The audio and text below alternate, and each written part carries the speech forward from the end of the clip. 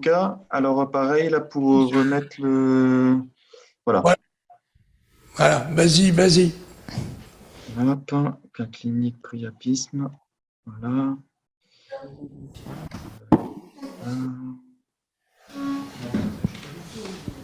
Ça, c'est le truc, ça, c'est moi.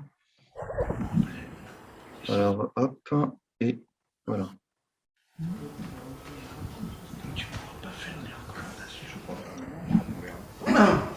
Non, ça marche pas là. Oui, non, mais ça va venir, c'est juste que... Après, moi, j'ai l'artério sur mon plaie. C'est bon. Voilà. Non, ça, c'est Alors, ça, c'est un dysfonction érectile. Le suivant. Vous avez le suivant sur la même présentation, Julien, peut-être? Oui, non, mais c'est bon, mais c'est juste que... Clac. Voilà, non, c'est bon.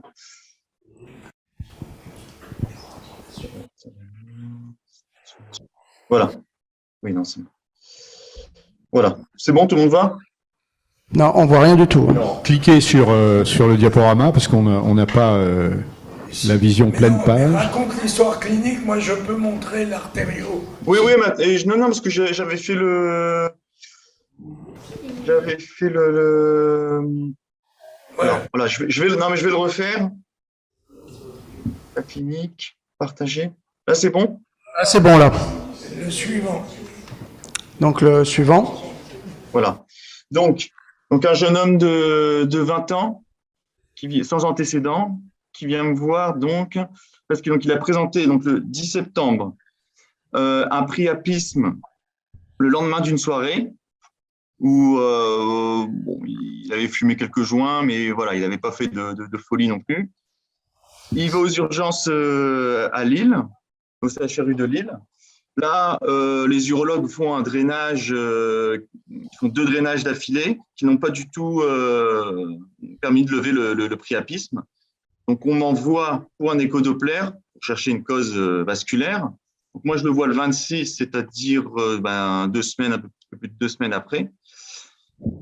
Et donc, à l'interrogatoire, j'essaye de comprendre un petit peu ce qu'il y avait comme facteur déclenchant.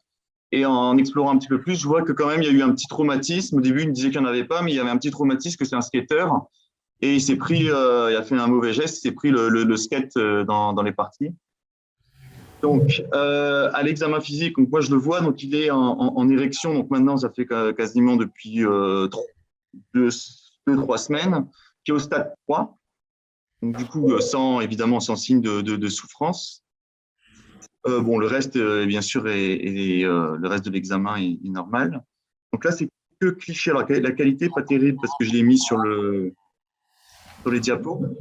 Dans l'échodoppler, c'est juste pour vous montrer que les vitesses sont assez fortes déjà. Sans injection. Ah oui, non, c'est sans injection, oui, bien sûr, ouais. Sans injection. Parce qu'on va dire que voilà, les vitesses déjà en couleur sont assez importantes. Là, plaque. Ici. Ça, c'est la terre caverneuse, donc à la base du corps. Voilà. Et là, c'est pour vous montrer, ça, c'est le plus important. C'est pour vous montrer, à un moment, je voyais que c'était assez accéléré. Et donc là, on voit un petit peu un flux de va-et-vient qu'on peut voir aussi pour les médecins vasculaires dans les faux anévrismes. Donc, diagnostic, je pense que ça paraît assez clair là. C'est donc il y a une suspicion de priapisme au début sur une fistule artério-veineuse caverneuse droite. Et donc, on décide de faire une artériographie. Et là, si vous pouvez la mettre sur l'écran pour qu'on ait une meilleure qualité.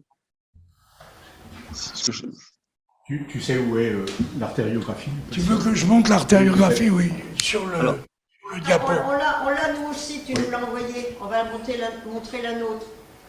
Oui, que ça sera peut-être, il y aura ce sera une meilleure qualité. Ouais.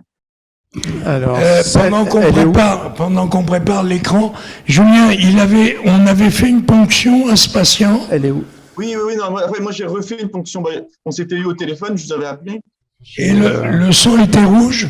Non. Oui, le sang était rouge, ouais, c'était la question. Il y a une oxymétrie qui a été faite ou pas? Sur le fichier, c'est Non.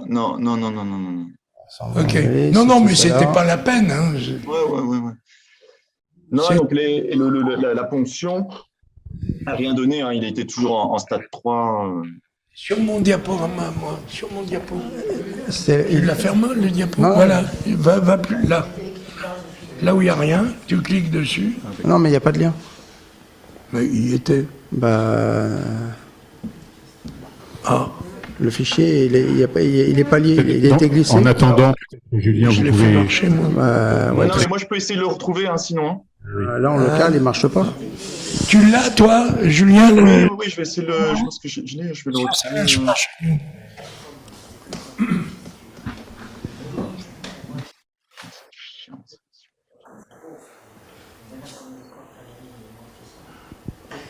Euh,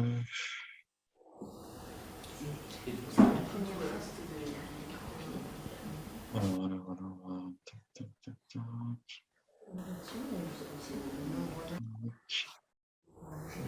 Voilà.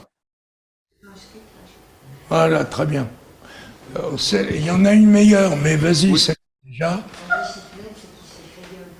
Donc, c'est des patients à qui il faut faire une artériographie sélective, bien sûr, descente le plus bas possible dans l'artère pudendale. Voilà. Arrête. Voilà. Ah. Et donc, Voilà, c'est magnifique. c'est magnifique. Tu peux commenter, Eric? Oui, c'est une artériographie qui a probablement été faite par crossover. Donc, on a ponctionné l'artère fémorale commune contralatérale, descendu un cathéter dans l'hypogastrique et la pudendale, on la voit en oblique à peu près à 30 degrés. On la déroule à ce moment-là de profil. C'est cette image-là, elle est vraiment très bien faite. Et c'est l'artère la plus antérieure du bouquet de l'ensemble des artères qui sont le résultat de la division de l'hypogastrique. Et ça, c'est ce que moi j'appelle une trop belle artère pudendale, parce que normalement on la voit pas aussi bien. Enfin, Ronald, qui a une expérience énorme, en témoigne. Elle est trop visible parce qu'il n'y a pas de résistance au bout, hein, et donc il y a un flux qui est entretenu comme dans toute fistule artério-veineuse. Et cette opacification du nidus probablement de la fistule, mais aussi un petit peu autour du tissu érectile, cet aspect un peu effiloché qu'on voit tout à fait au début de la diffusion du produit de contraste. Déroule continue, continue, on voit la suite. Voilà. Corps caverneux se remplit malgré tout, Eh ben, il est en érection, hein, le patient. et il est en érection, Ouais. exact. Voilà. Alors, attitude thérapeutique, il a été pris en charge par les radiologues interventionnels, Julien, ou pas? Alors, en fait, les radiologues interventionnels a fait donc l'artériodiagnostic et ils attendaient que j'en parle pour le traitement. Parce que voilà, ils voulaient avoir un petit peu un retour d'expérience de votre part, savoir un petit peu est-ce que il y a des complications aussi, parce qu'on sait que ça peut donner des dysfonctions érectiles, l'embolisation. Alors, Sachant que le patient, je l'ai eu au téléphone avant-hier et ça n'a pas changé. Donc, il est toujours en stade 3 et c'est quand même assez gênant pour lui. Voilà. Il faut pas traîner. Il faut pas traîner parce qu'il va faire le tissu érectile va finir par se fatiguer. oui, là il faut agir. Alors, avant c'était des traitements que l'on faisait par abord direct avant l'ère endovasculaire.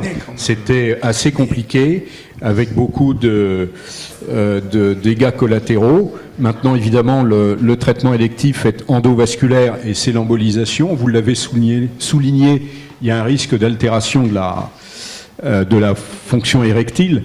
Pour contourner cette difficulté, le job, c'est d'emboliser véritablement le nidus de fistule artério-veineuse.